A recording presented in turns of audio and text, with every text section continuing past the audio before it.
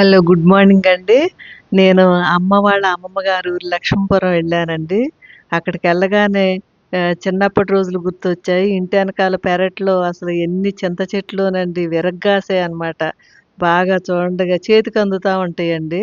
పల్లెటూరులో ఎనకాల దొడ్డుంటది. ఆ పెరట్లోనే అన్నీ గేదెలను కట్టేయటం అన్నీ గూడా అక్కడే ఉంటాయి. చెట్లు పెద్ద పెద్ద చెట్లుంటాయండి. ఆ చెట్లకే కట్టేస్తా ఉంటారు.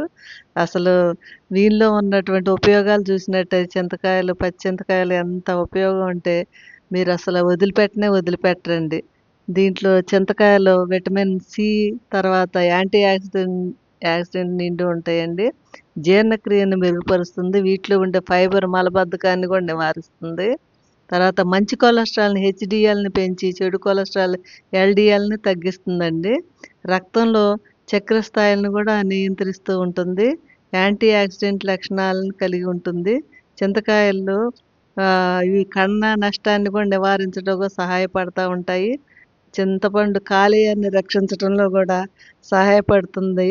తర్వాత చింతకాయలో సహజమైన యాంటీ మైక్రోబయల్ లక్షణాలు కలిగి ఉంటాయండి. ఇవి రకరకాల వంటకాల్లో ఉపయోగిస్తుంటారు. పచ్చళ్ళు చేసుకుంటా ఉంటారు.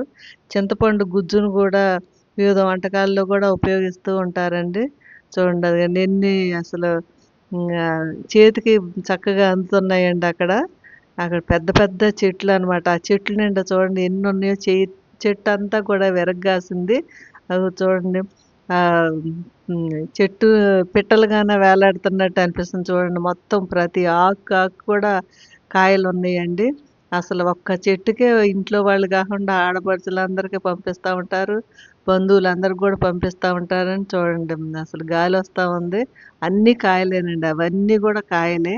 అసలు ఏ మాత్రం గూడా సందు లేకుండా కాసింది. ఇది ఇంకో చెట్టండి. చూడండి అక్కడే అసలు చూడండి ఎన్ని కాయలో అసలు.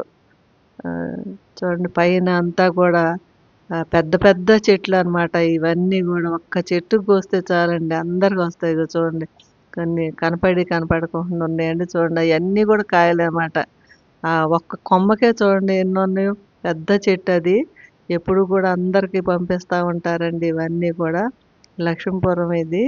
చూడండి అది పెద్ద చెట్టనమాట. ఆ చెట్టు మీద అసలు చే కిందకి మండలు వేలాడుతా ఉంటాయి. కావాల్సినప్పుడల్లా కోసుకొని పప్పులో వేసుకోవడం, తర్వాత పచ్చళ్ళు పట్టుకోవటం, నూరటం దాన్నంతా గూడా గుజ్జు తీసేసి రకరకాల వంటలకు ఉపయోగిస్తూ ఉంటారండి. దీని పులుగు చాలా అందరూ గూడా ఇష్టపడతా ఉంటారు. అగో చూడండి ఎంత బావుందో అసల చెట్టు మొత్తం విరగ్గాసింది.